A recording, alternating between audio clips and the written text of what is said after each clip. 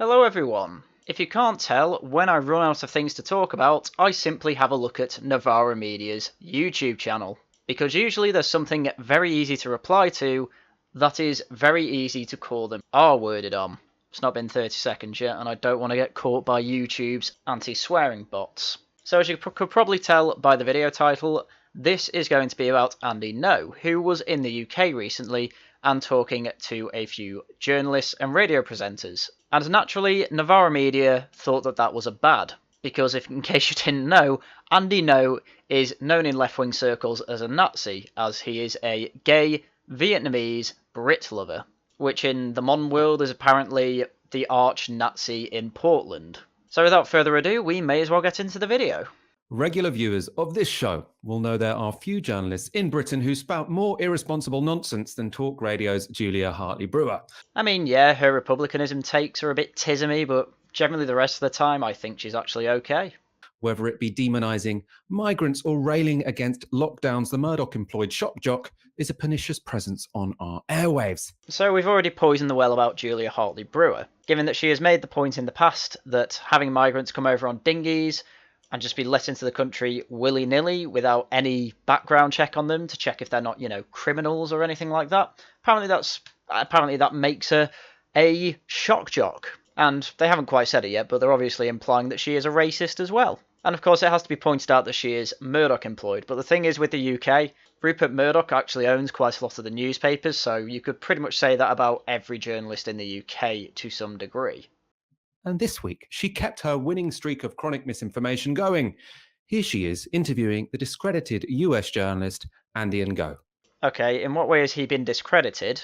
At least you got the American bit right, but since when is his last name Ngo? It's No. Andy Ngo. At least do some research into him. It's not even that hard to find out how to say his name. There does seem to be one rule for one and one rule for the other. Now, the argument on the day of that Washington D.C. saw those protests and that storming of the Capitol, the argument being that if they had been, say, Black Lives Matter protesters, they would have been treated very differently by law enforcement figures if they'd been black, not white.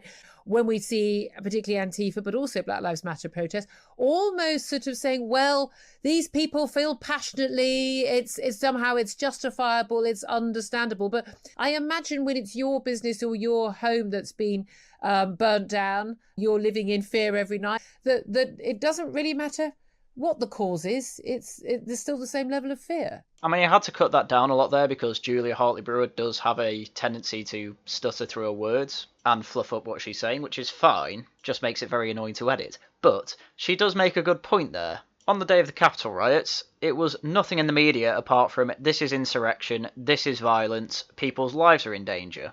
And then when we see Antifa or Black Lives Matter rioting, looting, breaking windows, just causing havoc in the streets and setting cars on fire, oh, mostly peaceful protest, 97% peaceful. It's all insured, oh, it's all getting justified, and there's just a lot of apologia for it. So Julia's whole point there is that, yeah, there does seem to be one rule for Antifa and BLM, and another rule for anything, well, not them, basically, not necessarily right-wing, but just not Antifa or BLM.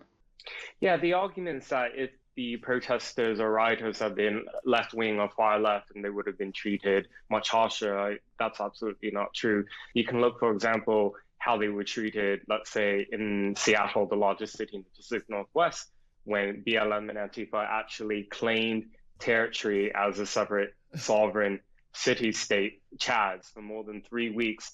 The federal response from that and the state response was essentially to let them go and do it. Yeah, Andy Ngo is absolutely right. The Chaz was up there for 3 weeks. Police did nothing up until the point that the protesters left their hard border that they had established in Seattle and went to the mayor's office to cause havoc there. And then it wasn't even the mayor's office there, I think it was the mayor's house. And only then did the mayor decide, oh, law enforcement might have to get involved in this. Let's forget all the stealing and rapes that happened in this completely unorganised, what do they call it? Capitol Hill Autonomous Zone. Let's forget about all that. 4 people got shot and killed, and many more were shot and not killed. Oh, forget that. Oh, we've got a landlord as the warlord there. Didn't matter to any of them. Andy Ngo is absolutely right, and Julia Hartley-Brewer is just, as I say, they're just being good journalists, and that gets on Novara media's tits. Now, he was saying that, the idea, if the left had gone into Capitol Hill, they would have been treating worse. That's ridiculous. I mean, the left wouldn't have got into the Capitol building. I mean, it's just unimaginable that they would have managed to get in there. We know that the police seem to be going light, potentially because of orders from above. So the idea...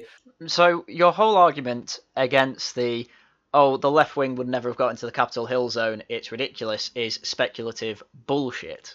I don't even think Donald Trump has command of DC police. I think all he's in command of is the National Guard, which, to be honest, is probably good for you that you didn't bring them in, because you don't know how many Trump sympathizers there are in the army. You don't know how many of them actually believed him when he said that the vote was stolen. You don't know how many of them would agree with that and would have joined the protesters. It's just amazing how you love the apparatus of the state and you are no longer saying defund the police when it is being used against your enemy, against people who we don't even know if they're far right. All we know is that they're Trump supporters. And I do want to point out that if we are going to go with alt or far right, meaning white nationalists, most of them swung over to Biden. So it's not really fair to say that all Trump supporters are far white or white nationalists. In fact, it's evidently false. And especially, it might not even be so much left-right as a black-white thing. I mean, the cops in America treat people differently based on their race. This is not particularly controversial, although I'm sure it is to Andy Ngo. Yes, that indeed is a very uncontroversial thing to say in communist circles. It's just a shame that the facts don't bear that out. I mean, if nothing proves the right wing more correct, it is that the months in which Black Lives Matter were going a bit rioty in the US, more black people died in that time during the riots because of the riots than the amount of black people that died at the hands of the police in the year before. So when right-wingers say black people kill each other more than the police kill black people, it's just completely proven true. But that would be a controversial thing to say in your communist circles, I think, Mr. Walker, and it's just such a shame that your circles find the truth controversial. At the beginning of that clip, because I don't want to focus too much on what he said, I want to focus on who this guy is. What is his status as a journalist? Wow, what a retarded thing to say. I don't want to look through the evidence that Andy Ngo has put forward. I want to attack his character and his credentials as a journalist. I'm not being funny here, but I don't think people in glass houses should throw stones. And I said he was a discredited US journalist. Now, why did I say that? Because you're a communist and telling the truth seems to be against your nature? Now, Andy Ngo isn't as famous in this country as he is in the United States. I don't even think he's that famous in the United States. He's only really famous in Portland. And the reason for that is because, well, one, he lives there, and two, because he lives there, he can constantly get all the footage he needs of Antifa running rampant and burning cars, throwing over dustbins, and attacking him, which they do openly on camera. And if that alone makes you a discredited journalist, then, my God, you have opened a can of worms, and you are asking to get attacked in the future. But across the pond, he's made his name by hanging out with far-right demonstrators and filming aggression from people on the left. So he's always posting on Twitter, look at these Antifa, they're the real thugs, they're the real violent ones. Now, I mean, again, he's just not posted any evidence. Like, which far-righter do you mean? Who does he hang out with who is far-right? Because if you say Carl Benjamin, then that's, again, retarded, because he lives in the UK. I also love how he just, flaps away at the fact, he posts videos of leftist aggression saying they're the real thugs. Doesn't, say, he's not even trying to defend it. He's just openly admitted there that Antifa do indeed cause violence, which is a hell of a lot more than Novara Media do. What do you do here? You didn't even post anything from the Capitol that could be seen as violent. You were just going off a narrative here. And it has to be one of the most ridiculous things I've seen in my life. And the best part is that you're only going to get worse. He's often dismissed by leftists as a tool of the far right. He always has been. I love how he doesn't even say with good reason or anything like that. He's just like, he's always been dismissed by the far left. As you are doing right now. But to be fair, Novara Media are openly far left, so who cares? But on the likes of Fox News, where he frequently appeared, he was able to put himself forward as an independent and objective journalist, someone who just takes a camera to protests. You say that like that's not what he does. You haven't explained what he does that isn't that. In fact, your profile on him so far, since the point where you said, I want to talk about his journalist credentials, all you have said he does is hang out with far-right people, which, again, I don't know who you mean. And then you said he literally does record aggression from the far left activists. So yeah, from your profile alone, how Fox News present him, as far as we know from your profile of him, is completely true. I do love how leftists just, when they put the facts forward, it proves the right wing correct. Or not even the right wing, I shouldn't even say that. Everyone else who is saying the truth correct. And then this actual good independent journalism is just waved off offhandedly because it sets a narrative that they don't like, i.e. it tells the truth. However, and this is why I say discredited, because it all began to fall apart. In September 2019, a left-wing activist went undercover with the far-right Proud Boys group. Oh, you mean that Andy No spends time with the far-right group, the Proud Boys? Again, I don't even think they're far-right. They're definitely not white nationalists. But even so, that's probably because when Antifa are aggressive to Andy No, it is the Proud Boys that come in and defend him. Yeah, believe it or not, I would spend my time with people who defended me too. Anyway, let's see how this discredits Andy No. Rolling Stone have a good write-up of the downfall of Andy and Go. We're citing the Rolling Stone. And as he admitted, it was a far-left activist who, quote-unquote, went undercover to try and discredit Andy No. Well, this is going to be fucking great, isn't it? So how a right-wing troll managed to manipulate the mainstream media. So this is from a while ago, and this is them sort of outing him as the activist he is. People in glass houses, Michael Walker. People in glass houses. Let's go to that article. So they say, last week, the local newspaper, the Portland Mercury, reported that a left-wing activist going undercover as a member of Patriot Prayer, a far-right group known for promoting and engaging in violent clashes with leftist activists, had given the publication an 18-minute video that included footage of Ngo with a group of Patriot Prayer members as the members discuss an upcoming brawl, including weaponry to be used in altercations with Antifa.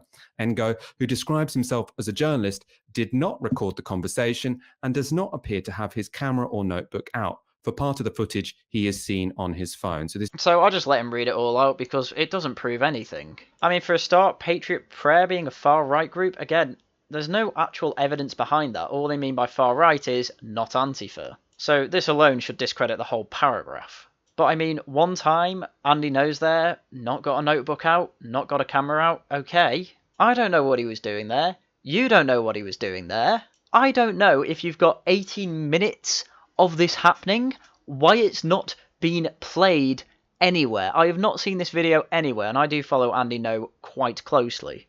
In fact, I just Google searched it. It can't be found anywhere. There are two articles. One is this Rolling Stone article, and another is obviously from the far left activist website Vice. Since we're poisoning the well here at Novara Media, I thought I'd join in as well. Neither of them actually cite this video. They just say it exists. Now, let's just for a moment actually concede a bit and say, okay, maybe this video does exist, because there's no actual evidence that this video exists at all, apart from two articles. But I do not trust either of these websites to tell me the truth about what's happened in that video. And this is the difference between left-wing activists and right-wing activists in the modern world, it seems.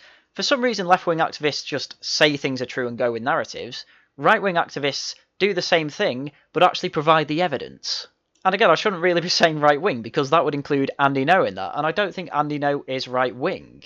So far, all I can get from Novara Media is that they will lie to me, and use other lies to back that up, because there's no reason to believe this at the moment. I need that video. Show me the video, Novara, then maybe I'll believe you. This is someone who is there. They're not really there to report on the far right, because what they tend to do is just take pictures of the left looking aggressive, who is there with a far right group when they're planning what sounds like quite illegal stuff, and he doesn't seem to think this is interesting enough to take notes for. I mean, again, you've not actually seen this video. I've not seen this video. We are hearing through about a fifth-hand source what's happened in this video. And in my mind, if you've got evidence like this that will completely discredit Andy No and make him out to, well, not even make him out to be, prove in some capacity that he is a far-right activist, why wouldn't you put that out on Twitter or something? Why would you not make a whole YouTube video around this 18-minute video showing Andy No being chummy with the quote-unquote far-right group Patriot Prayer as they prepare to attack Antifa? Why is the video not to be found anywhere? Why is it behind all these newspapers and magazine columns? This could honestly just be a completely made up video. I need the evidence. I need to see this video to clarify and verify that it is true. And if it does turn out that it's true and he is some sort of far-right activist, fine, I will agree with you. I don't think he should be. I think if he's saying he's an independent journalist who is just recording goings-on in street clashes and riots and protests and things like that, I think he should keep to that type of thing, instead of him doing what you were accusing him of. But as I say, there's no actual evidence of it beyond word of mouth, and I'm sorry, I just don't think word of mouth is good enough to say that Andy Ngo is a far-right activist. The article goes on. The source told the Mercury that Ngo and Patriot Prayer have an understanding that the group offers him protection when he covers rallies in exchange for favourable coverage. Ah yes, the infamous unnamed source. The unnamed source has a video. He can send that out anonymously. And this was back in 2019. He's had nearly 2 years to put this video up on the internet and completely dismiss Andy Ngo. I mean, I've done a bit more research than Novara Media here because I'm not an idiot. And I wanted really to find this video just to show you, oh, this is what it actually says, because I don't believe a single word of any of these people. So I found the original article from the Portland Mercury, and it says, video footage was shot by this left-of-centre Democrat and will soon be used in court against longtime members of Patriot Prayer, including its leaders, Jerry Gibson. Ben, not his real name, as he wishes to keep his name private a little longer, is a tall 30-something man with reddish blonde beard and pale skin. He sounds like me. He's easy to spot in a crowd. It doesn't hurt that he's always in the same shirt to rallies, a red tee emblazoned with Marvel Comics anti-hero Deadpool. God, he does sound like me. Apparently he's a self-described everyday anti-fascist, left-of-centre Democrat people.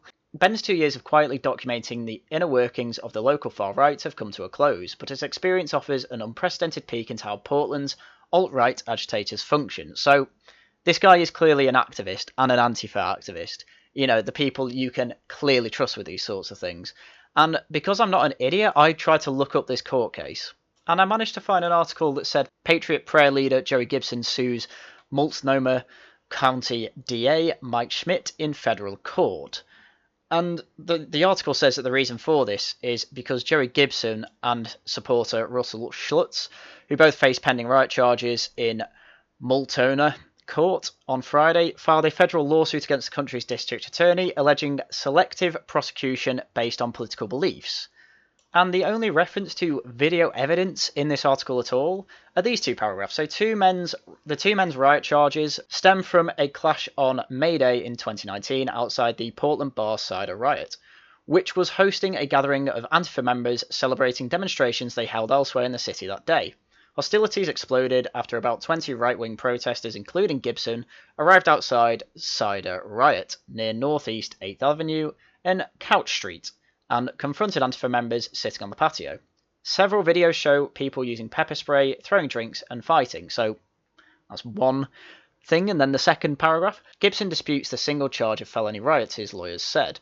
In court papers filed last year, a Portland police detective said Gibson could be seen in a video taunting and threatening members of Antifa and later physically pushing a woman before she was hit with a baton and knocked unconscious by someone else. Nothing about Andy Ngo, nothing about that video that is supposed to supposedly have been used to say that Patriot Prayer incited a riot. Nothing about that at all. It's almost like it doesn't exist. So bearing that in mind, let's carry on with this video. While this has not been confirmed and Ngo strongly denies these allegations, an audio conversation between members of the Proud Boys released by Willamette Week seems to confirm that such discussions between Ngo and the Proud Boys had occurred, as one man is recorded saying that Ngo was attacked on June the 29th because he refused an offer of protection.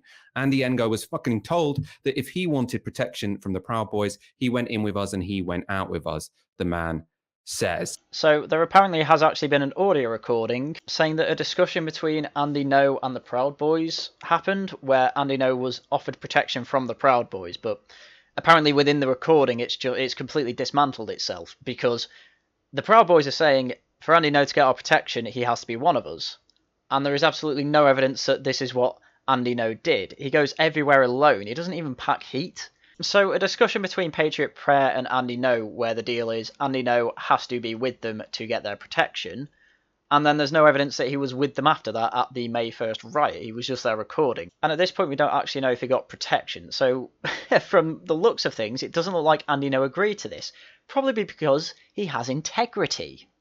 So this all presents him as not a neutral journalist, someone who is basically almost participating, really, as someone who is on these far-right protests and is propagandizing on their behalf. That's what it seems like. It's a huge far-right talking point to say the real aggressive people are Antifa. The real fascists are Antifa. We're just patriots. I mean, again, these are videos of him talking, having a discussion about his safety. And as I said, eventually they said, you have to give us good, positive coverage and have to be one of us to get the protection. And by all appearances, Andy Ngo didn't agree to that.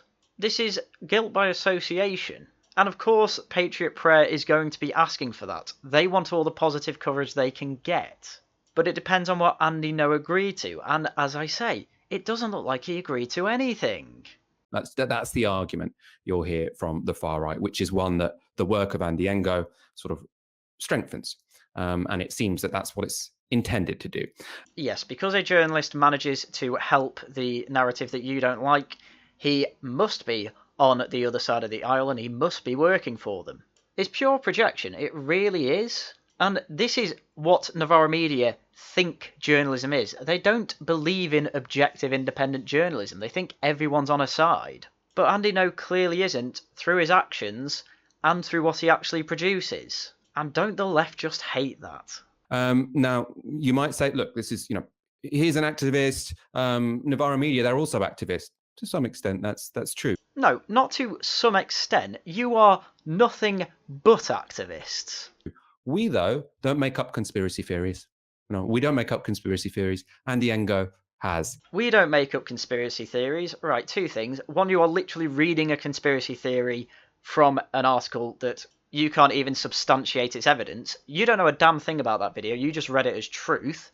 I did better journalism than you, and I'm an activist. And secondly, you constantly go on about how the Tories are going to sell the NHS and are defunding it to help out their mates. That is a conspiracy theory, and it isn't true. It's something you made up, so don't give me that shit.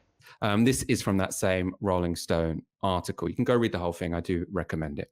Now, this says, in the hours following the mass shooting in El Paso, Texas, which took more than 20 people's lives, Ngo was instrumental in promoting the conspiracy theory that Antifa had played a role. When that was thoroughly debunked, he helped perpetuate the theory that the man behind the Dayton, Ohio shooting was a member of Antifa, despite the fact there is no evidence he was involved in local activism or organising.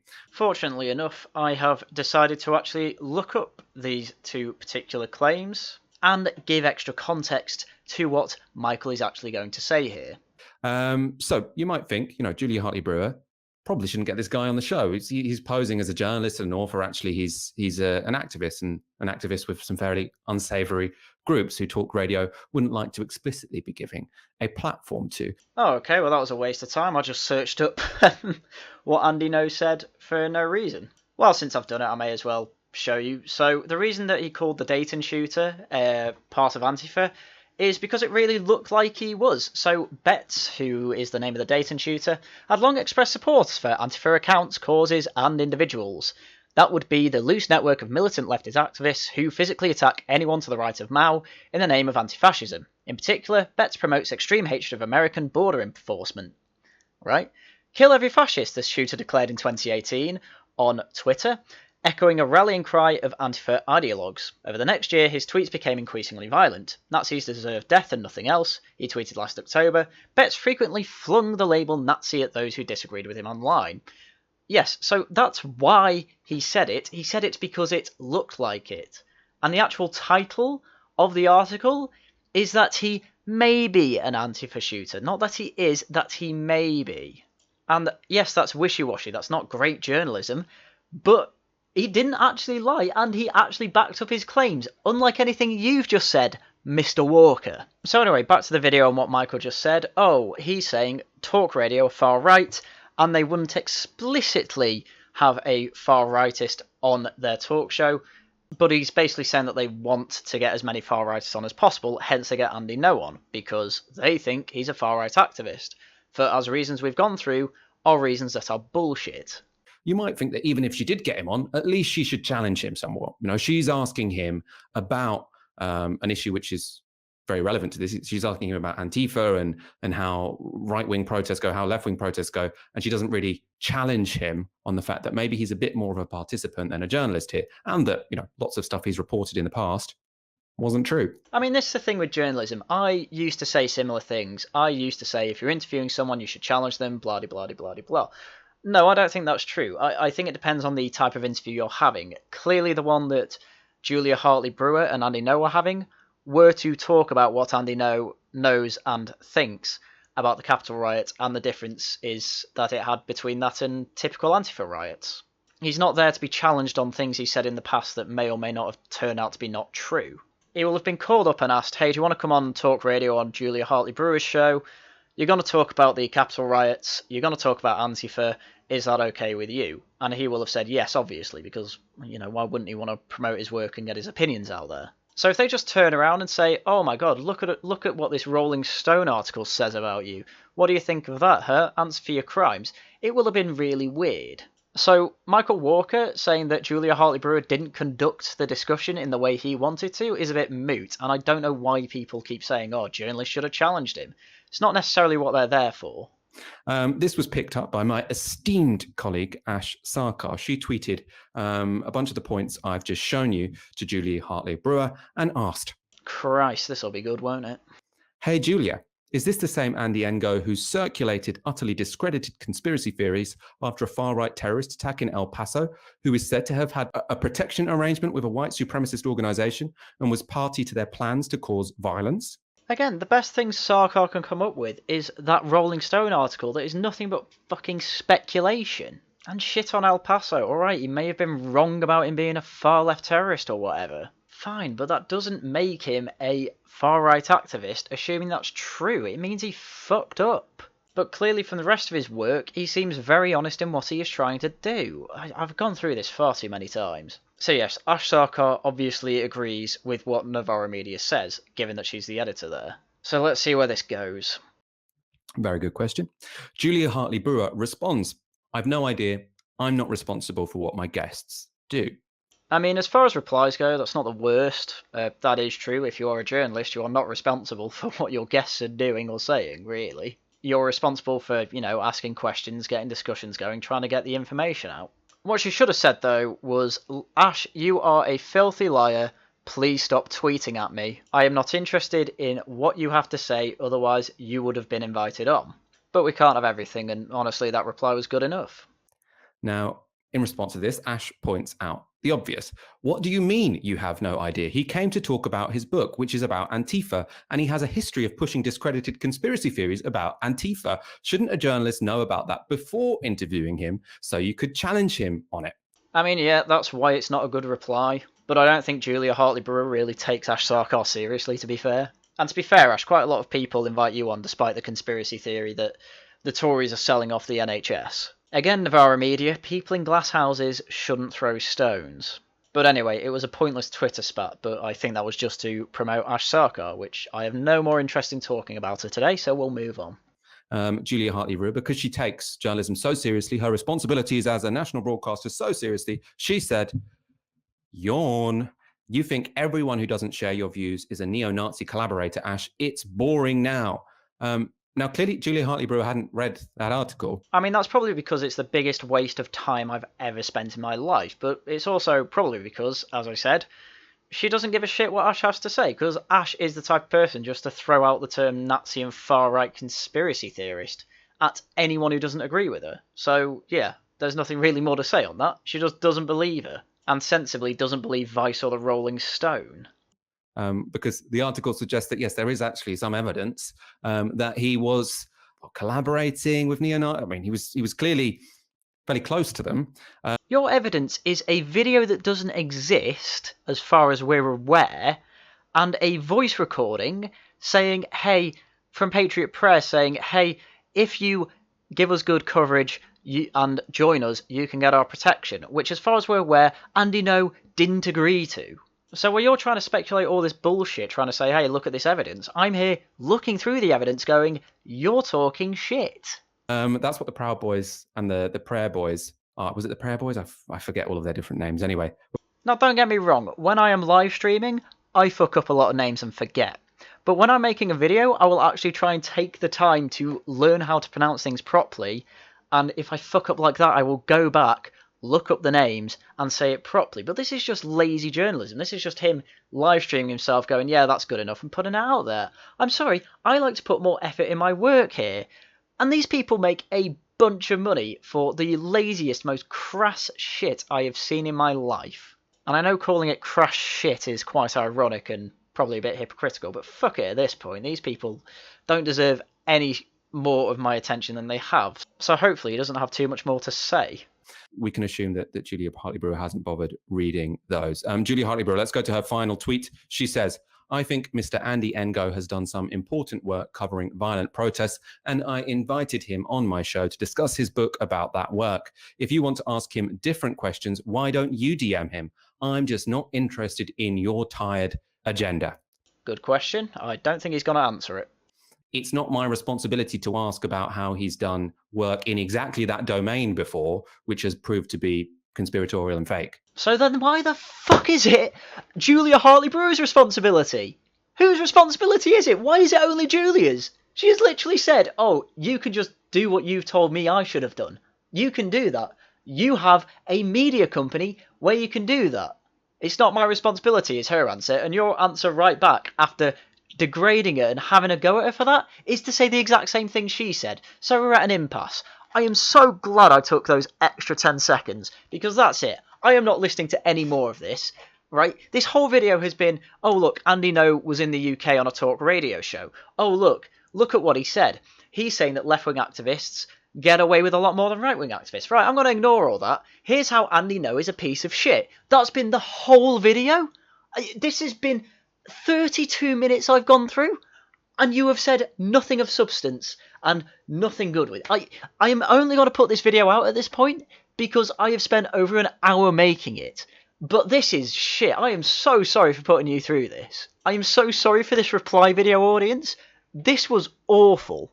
This was nothing like what I thought it would be. I thought it would be something along the lines of, oh, they'll talk about the Capitol riots, or they'll have some apology for Antifa, we'll get right into substance of some stuff. But no, it's all been attacks on Andy Ngo's character, and they can't even say his name right. It's ridiculous. They put so little effort into it that I actually managed to put more effort into this video than them, and I've had a long day at work. I have actually gone through about 4 articles that I really couldn't be bothered going through. I'm about to have some pancakes because it's Shrove Tuesday, and that's the only thing that's keeping me going here. So as I say, you can watch the rest of that video if you want. Link's obviously going to be in the description. But oh my god, for the rest of this, no, I'm done. I'm sorry. I hope you really enjoyed it, because I did not enjoy making this. So that's everything I've got for you today. So as usual, thank you very much for watching, and until next time, goodbye.